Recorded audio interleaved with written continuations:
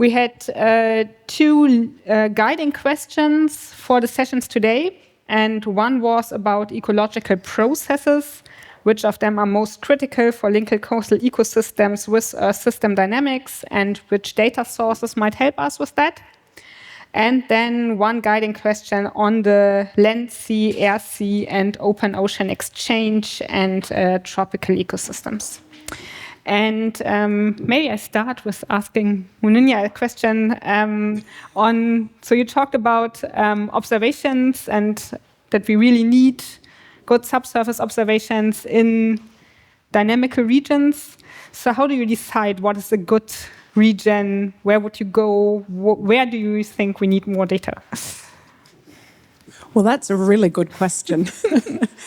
I'd put it back to the audience or the crowd here and the people in the room is, what is the process we want to study? So if ocean warming is something that's really important, then you want to be studying temperature, right? So in coastal regions, you may not need to have as many large-scale subsurface temperature observations as what I need out in the deep ocean, but you need some to understand the stratification and the mixed layer depth and the thermocline depth. And you might only need 1 year to show that this is what the structure looks like, and then satellite data is enough. So it depends on the process, right? So, but getting baseline data is really important. So it could be a short field campaign, could be a field campaign that leads you into a bigger campaign that says we actually need much more spatial variability, or actually maybe it's very well mixed. And if we're measuring the wave climate, that's enough. So it really depends. It depends. It's always a very good answer.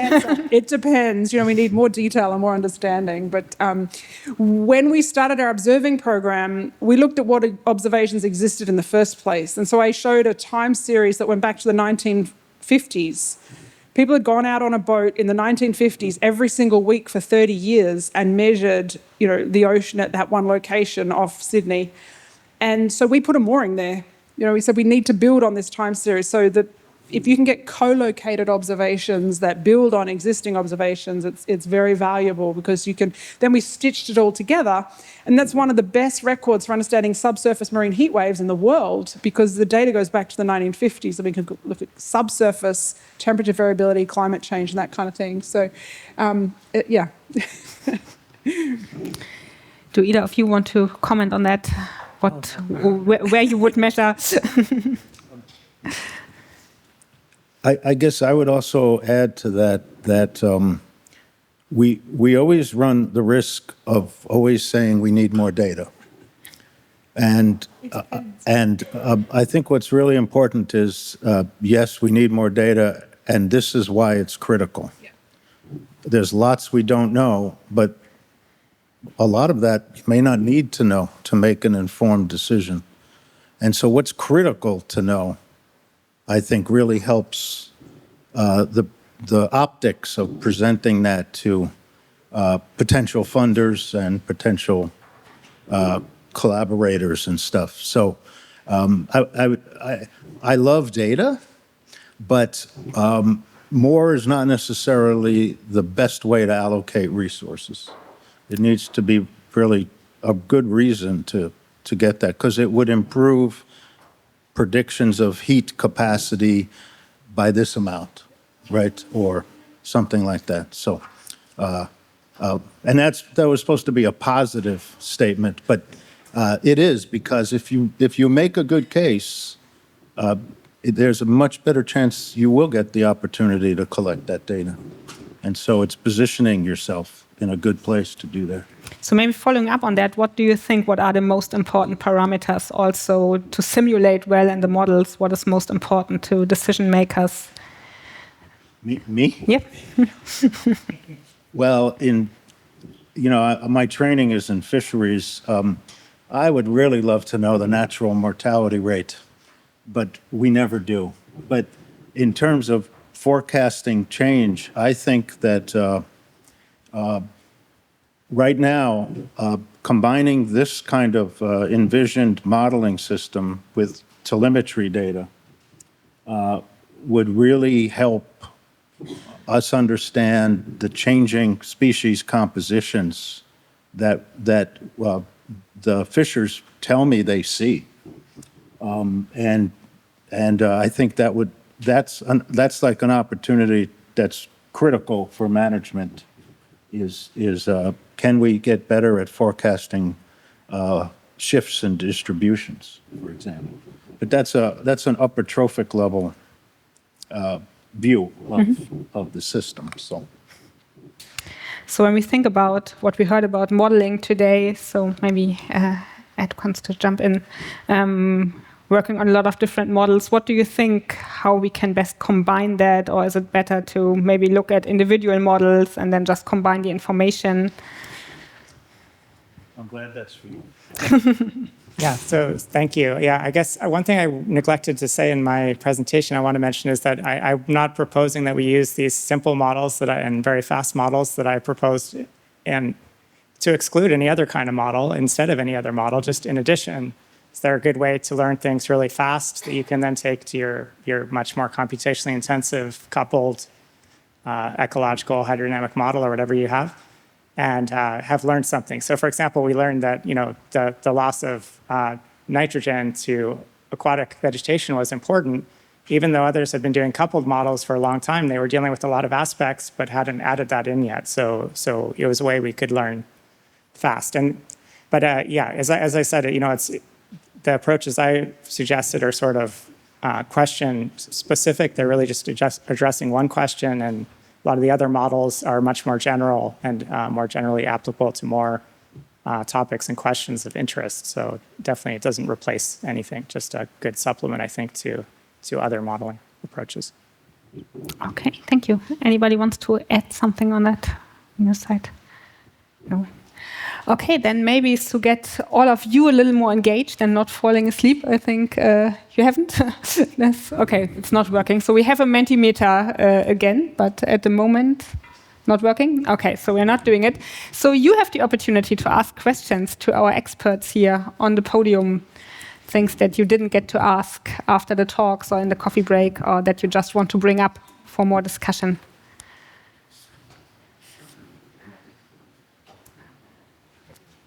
Are there questions? Yeah.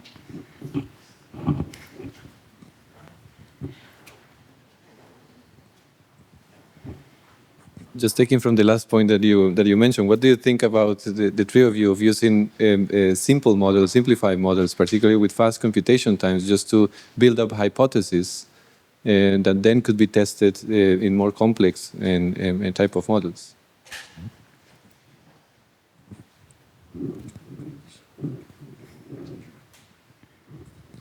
Yes, definitely. I think that's a great idea. And also, one thing we learned in this exploration phase is sort of how many parameters you can really constrain. Because I think with these big models that are computationally intensive, you can't throw them in an optimization framework or a Bayesian inference framework. It's hard to learn, if you really have a unique, if there's only one set of parameters in your model that gives you a good solution, or if there's many different combinations that are not really unique. So it's a good way to explore things like that also, yeah, and exactly to explore different hypotheses. Yeah, I think also for conceptual understanding, right, it's always good to have more of these simple models, but then there needs to be a connection to the more sophisticated ones. More questions?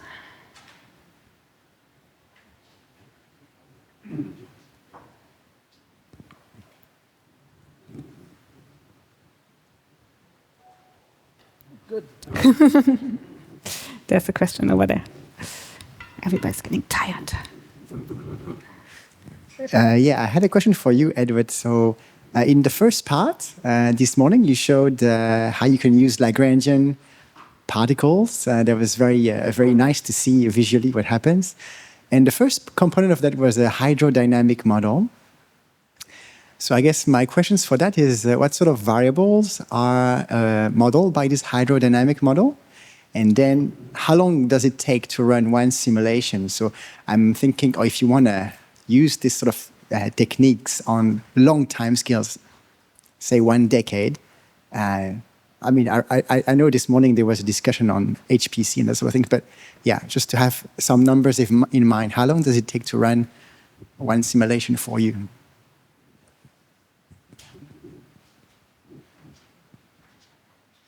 Yeah, so the things we predict are water surface elevation, velocities, including vertical velocity, and salinity, and sometimes temperature. Temperature is not super important for the hydrodynamics, but sometimes you're interested in temperature, so we include that sometimes. And the runs so as I mentioned this morning, we don't run on high-performance computers because, unfortunately, the model that we use doesn't scale to high-performance computers well. It's getting to be an older model now. But it has some nice advantages. For one thing, it allows subgrid scale bathymetry, so your bathymetry can actually be resolved at a higher resolution than your grid cells, which is quite a nice feature. And has a lot of good properties that Knut mentioned in his presentation. But yeah, so when we do a run, it depends on the resolution also. We don't always run the same resolution, but typically we run a year of simulated time in about 2 weeks on the computer. So it's quite intensive. But as I mentioned also, we can do 4 simulations simultaneously. So get 4 years on a PC workstation simulated in about 2 weeks.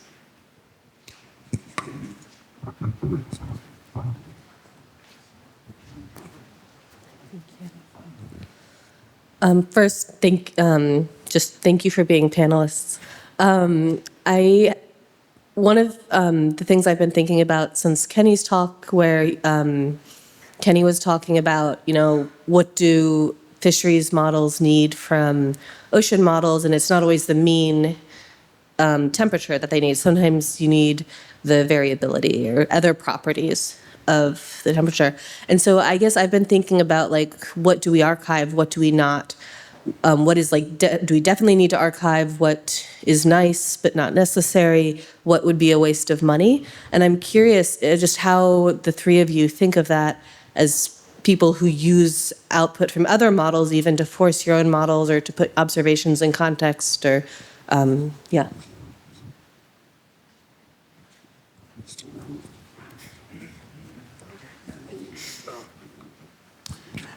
Yeah, so, and that's a fair way to bounce that back is, okay, what do you need?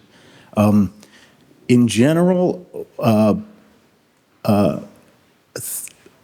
ideally, we would have variance around the point estimates, let's say, of mean temperature for a given spatial cell. And that's one big one. Max-min percentiles, for example. Average oxygen probably has almost no effect on organisms, right? It's the minimum hourly oxygen that's an issue, right? Depending how coastal you are. And then the other thing that, as we do more and more behavioral movement of the upper trophic levels in response to changing conditions such as temperature, I don't know how carefully the gradients are checked. And most of the movement models have the virtual fish tracking a gradient. And it's the change in temperature. It can be quite important to the direction and speed at which they decide to move. And that doesn't, I'm not sure how often that is reported or checked even. And probably the last part, and then I'll hand it to somebody, is I understand the fascination with surface conditions. Most fish don't live on the surface. And so the idea that, and this is a feature rather than a property of the mean or something, but most commercially caught fish are mid-depth or, for the most part, closer to the bottom. And so we need to be assured that that is a reasonable representation of the depth profile of a lot of these variables. And that's a challenge, I know, but there's maybe tuna, you could stick with the surface, but not many. Right, so those are kind of some of the ideas I think we could talk about if we reverse the process and started with the socioeconomic needs to the ecology needs and worked backwards That would be maybe some of the themes that would come out as well as others. We really need estimates of productivity of the lower trophic levels. And I know that a lot of the models that are done end before they really predict zooplankton, for example. It's a closure term, right? And someone discussed that in their talk. And yet that's where kind of my stuff starts. And so, zooplankton are the big unknown in coupling these models in a lot of cases. Kind of falls into a crevice because it's not the biogeochemical model's responsibility. It's not the fish modeler's responsibility, and yet it's critical link. So there's those kind of issues, I think, that an opportunity like this going forward could really make significant headway into at least coming up with ways to not only recognize those gaps, but fill them. And I think that would be helpful. It's gradients, it's variance, it's. I love the mean, but that's probably the one condition fish don't ever experience. And so we're trying to get a little more relevant to exposure. I just handed it to you. I think it's a great question. I would have answered in a very different way. If I think about my own models, they're 300 by 500 by 30 sort of grid cells, or 30 layers in the vertical, which is probably small by some standards. But we're constantly running out of space. Storage space. And our space on our supercomputer is allocated based on computational compute time. And actually, we don't scale that way. We need a lot more space than we do compute, unless we're running thousands of particles, which then increases your compute substantially. So, we try to get daily averages of everything because you don't know what someone else might want it for. And so even with our observations, when we deployed our mooring, we said we're going to measure at 5-minute intervals. We started that in 2008, 8 meters through the water column, 5-minute intervals since 2008, because we don't know what other people might need it for. And if you're going to go to that trouble, you may as well be versatile. And the model's easier to rerun, though. So, so we often delete things and then rerun it when we need it. But then the question is, is a 5-year run enough to understand the processes? Do you really need multi-decadal runs, et cetera? So you might be able to archive everything at hourly intervals for a couple of years, and then see what you do and don't need, and then rerun later on if needed. So you can always redo the experiments. All right. Well, I'm in a lucky situation, I think, in San Francisco estuary that we have an incredible amount of hydrodynamic data available. Much less, but still quite a lot, actually, for trophic levels for organisms. So some things that I think are useful is right now I'm dealing with dye study data, and I was surprised how difficult that was to model, considering that we already modeled salinity and temperature quite well. But so some of these sort of case study, field studies are very useful.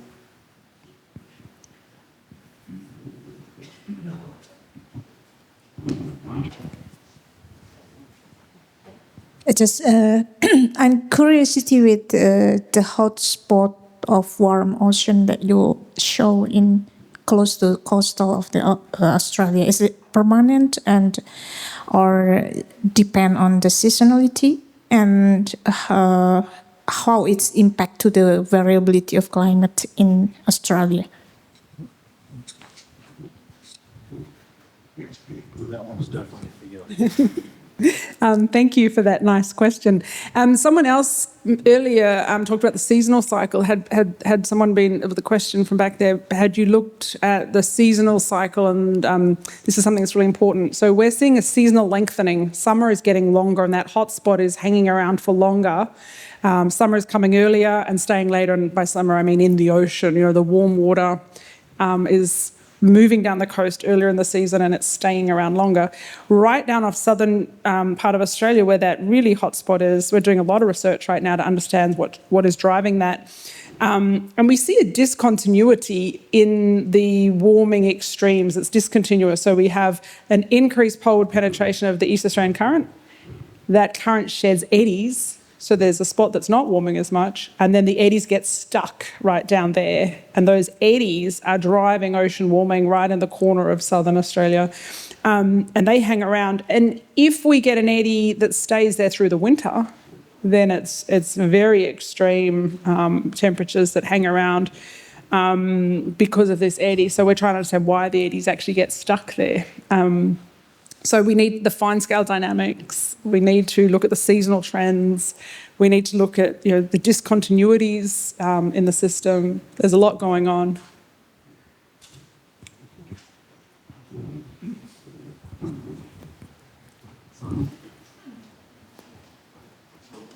Thank you. So, thank you guys for the presentation. I hope my question is not inappropriate for today. I think maybe for tomorrow it will be, but I would like to hear from you how it has been, in your experience, the communication of these models that you have been working on with policymakers or stakeholders. How is the communication? Are people able to understand what you are showing? Are they doing questions that promote your research, feedbacks, and things like that? Thank you.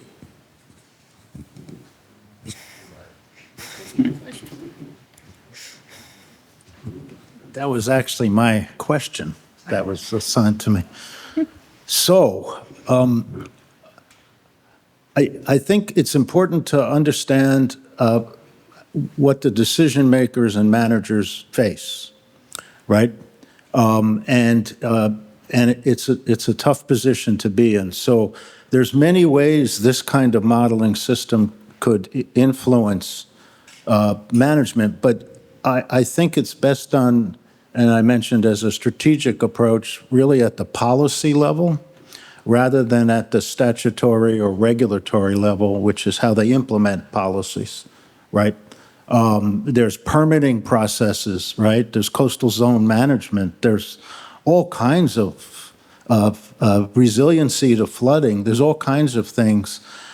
I think what this approach is excellent for, and is generally well received, is the idea of helping managers kind of midterm to long term, what's coming, because the more lead time they have, the more they can prepare, and it's slow going, changing the public, to be honest. Behavior is a very hard thing to change. And so it's what are going to be the trade-offs? What are going to be the unintended consequences? What's the risks of making the wrong policy, right? I think this kind of modeling can greatly help with that kind of level. As you get more and more localized and site-specific, you have too much generality rather than precision, which is one of the trade-offs in modeling, right? So I think it can be really helpful at that level, and that could be at the international, national, state level. But it's really the backbone of the regulations rather than the actual regulations. And I would add, though, that in terms of receptiveness, we did a little exercise at a different workshop where when anyone said two uncertainties, they had to name a certainty. And it turned out to be very difficult for people to state that we're certain about this is what's going to happen, and these are the uncertainties. And if you go in and as scientists, we love uncertainties, but that's not what decision makers, they also need to know what do you have confidence in. And I think that helps a lot. And then the last thing I'll mention about that is a quote from Einstein, because you can't go wrong quoting Einstein, right? And I'm probably paraphrasing, but he at one time said, if you can't explain this to your grandmother, then you really don't understand it yourself. So I don't think there's any excuse that it's too complicated. I don't by that myself. But it's a challenge. Even a higher level challenge is talking to politicians because they have other pressures on them that I can only imagine. And they're not sometimes as well trained in the sciences or the social sciences. But I think at the policy level, this can be, and then others would make it localized in terms of actions, specific actions. That's how I would envision this. Very, very strategic, but could be very influential, because the advantage here is you're kind of starting when we've accumulated a lot of experience doing this, and you have, I hope, some stability and funding. You know, you can't do much in a 3-year project, right? But here you have that opportunity, I believe, to make an investment and train people, and you have more time to get things going and gain momentum and fix mistakes and improve things. So that's how I would view it myself. I've had some experience with our state government, the government that's most, I guess you guys know what states are, our regional government. They want to know what's going to happen in 20 years' time, right? They want climate downscalings that are region-specific, beach by beach, city by city, right? They want to know exactly what the temperature is going to be at this particular beach in 30 years' time. And we can't do it, right? There's no way we can provide that information and the certainty around it that they want. And they're doing long-term. On the other hand, I've been to fisheries managers, and I sit there and say, you are fishing in a hotspot of ocean warming. Your aquaculture farm is cooking right now. What is it going to be like in 5 years or 10 years' time? And some guy comes off the boat with a broken arm, right? Their decision-making is so there and now, so operationally focused. They can't even think about next week or next month, let alone, 3 years' time or 5 years' time. So they're the two extremes. If you're dealing with an injured fisher that needs to get to hospital, how can you think about climate change and what's going to be happening in 5 years' time? So two extremes, and just trying to get the balance right and provide the right information in the right format on the right timescale. But it's super challenging. And I would argue that we don't do it very well in my team because we're so focused on just trying to improve the quality of the information, and we're focused on our research, and our research, it consumes us because we love it and we're passionate about it. But to then get out and deliver the message is, a lot harder, to be honest. So I think we could all do better at that, but then we're not doing our, really cool research, are we? So the first study that I discussed, the longfin smelt related analysis where we estimated entrainment losses at water diversions, that was, I think, very well received and understood by managers because it's something they need to manage. And I think what particularly made it well received is that we reported uncertainty intervals, credible intervals for our work. When we don't do that, they always ask, well, how sure are you? And if you don't have a method to estimate that, then they don't really know what to do with the information. So we were asked to do it for other years later, and for the dissolved inorganic nitrogen stuff, that's much less manager relevant. So I guess we haven't had a lot of feedback on that. But yeah, I think my main takeaway is that reporting uncertainty really helps managers, decision makers know what to do with your information.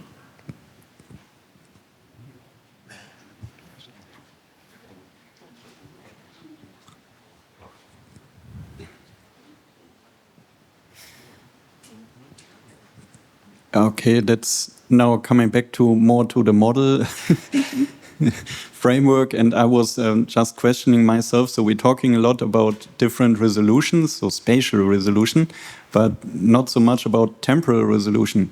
So I'm not super an expert into these higher trophic levels, but I know, for example, zooplankton, they migrate very fast within an hour for 400 meters or stuff like that. Is this, our models are not sufficient maybe within this temporal resolution. So what is needed there? Is this important or?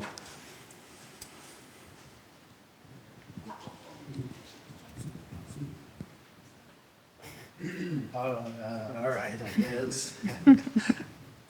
Yeah, we do focus a lot on spatial. In terms of the temporal, the models I've done, right, which you have to think about how long you're integrating them for, right? Clearly, a year forecast would need a different, there's a solution time step and then there's an outputting time step, right, where you're looking at the results.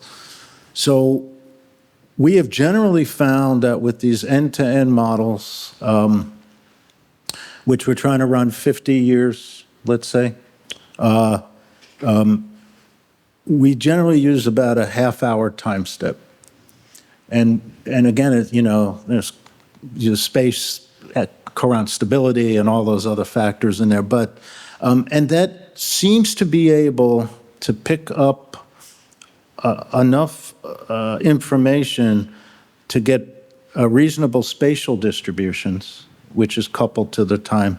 But at the same time, we are not moving the fish around on a too finer scale that gets close to the decision making, right? We're still pattern matching in a sense, right? So that's a very precise answer, but of course it's not that sure. But we're generally on that time frame, and that you can integrate up to 50 years or so. And you know, like you said, that lets you do diurnal if you want to. It is tricky though, because even moving a fish around in half-hour time steps is a big distance for some of these steep gradients. And so a lot of it is driven by the steepness of the gradients they're using for cues and for growth and food. Is the food highly patchy? Well, then you're going to need a shorter time step so they're able to find the patches and stay in them. If it's, you know, a gradient of food from the shoreline out through this coastal zone, then you can use a bigger time step. So it's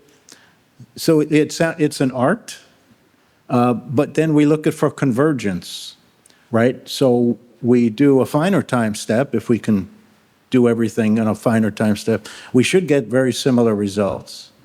If we're not, then we have to look at that. And we still don't know the right answer, right? But we at least have a consistent answer is what we do. Did you want to? Thanks. Yeah, so I've done some work with the same collaborator, Wim Kimmer, on copepods, and they do exhibit behaviors, you know, usually tidal migration or diurnal migration behaviors. So we've done modeling with tidal migration, and now we're doing this demersal diurnal behavior where they go down and actually stay on the bed during the daylight hours in some places. Yeah, so you need to use, you know, an adequate time step for that, but our time step's more driven by the accuracy of the advection term in the particle tracking, which usually causes us to use a time step of 1 minute to 5 minutes. I had another point I wanted to make. Oh yeah. No, I also related to the data. A great, rare but great type of data is telemetry data for fish, like for salmon. So we had that for one project, and we developed a really high-resolution hydrodynamic model, and we could back out the swimming speeds as the difference between the speed over ground from the telemetry and the hydrodynamic velocities, and actually get the swimming, you know, at a 1 to 5 second interval. And yeah, I mean, if you have data at that time interval, you can see their behavior is actually changing quite rapidly. So the real behavior of these organisms is quite fast, and most of the models were just really representing sort of an integrated effect of the behavior over a longer time scale.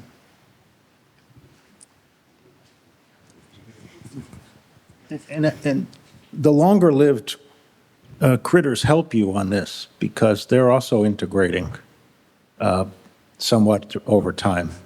And so that helps. But it is,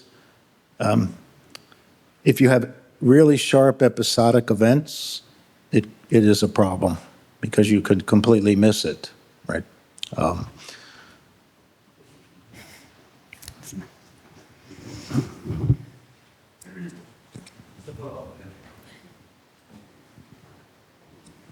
So I'm not at all familiar with fisheries modeling and the questions involved. But one thing that I wonder about is why this reservation to do online modeling of fish populations or other ecological populations. I mean, when you're talking about 1 minute or 5 minute output, we're going to end up with terabytes of data, I think, for the timescales we're probably envisioning. So wouldn't it be maybe preferable to go to an online type of model?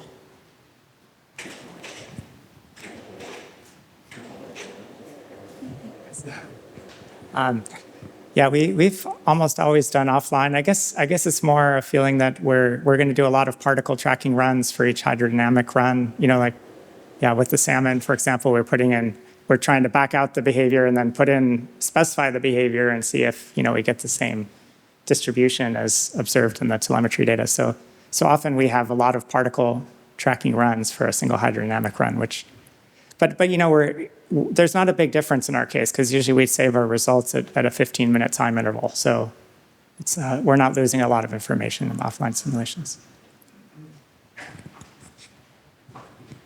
I think if you're running offline, you have the opportunity to play a little bit more, right? You can make mistakes rather than having to go back and run it all online again.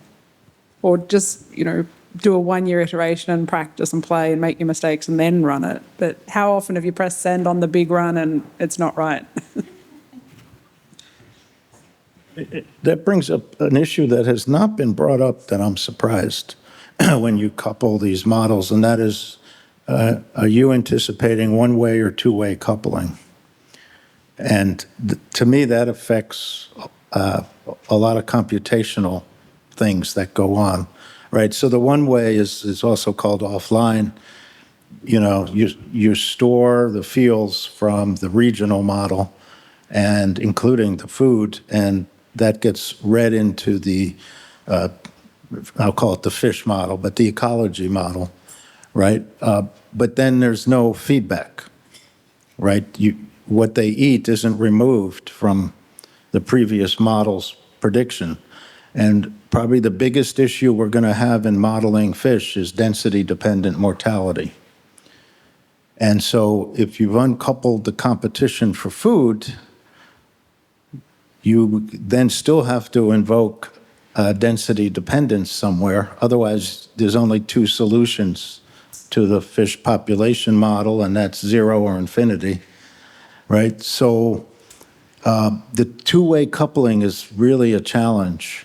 But now if it's predation, you're okay. If that's causing, predators target when fish school, so there may be an increase in per capita mortality. That's because that's within the fish ecology model. But if it's the feedback, as well as excretion, egestion from the organisms can contribute to the biogeochemical cycles, those feedbacks get very tricky to put in.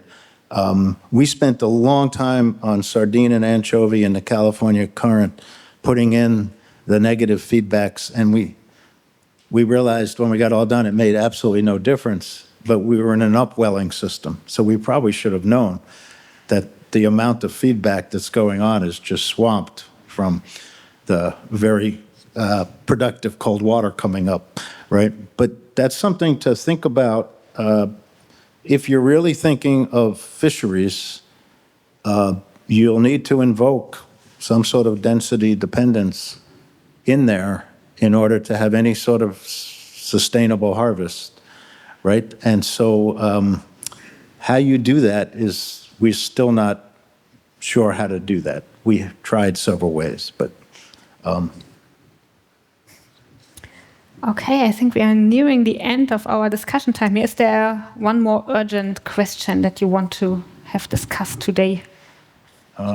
Urgent? That's too much pressure. Okay, an important question. A question that you would really like to ask today. I have a question. You have a question, okay. I have a question I didn't ask yesterday. When I think of tropical coasts, I think of islands, right? Tropical islands. I personally hadn't thought about these wonderful eastern boundary current upwelling systems that are in the tropics.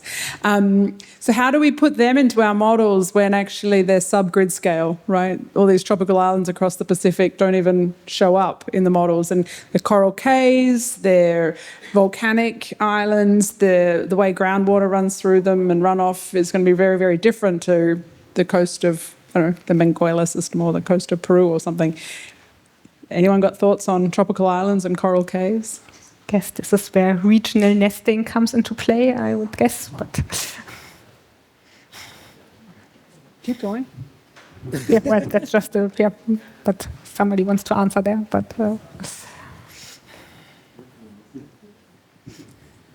Yeah, very good question, and also associated to this, maybe we can talk about nesting and so on, high resolution nesting, and we see this in the ocean.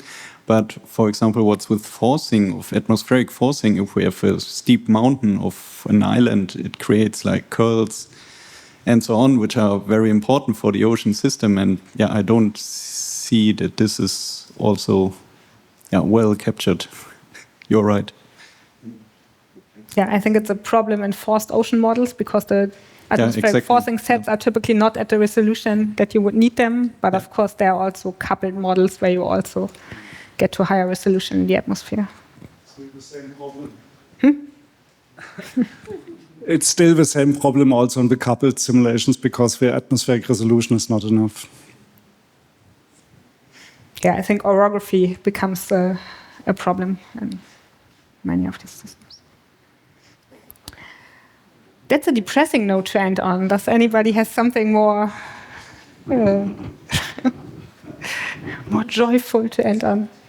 Otherwise, maybe we just end on that we have a full more day tomorrow to discuss these things. And I guess we start at 9? Okay, so we start at 9, bright and early tomorrow morning. And then thanks everybody for participating in the discussion.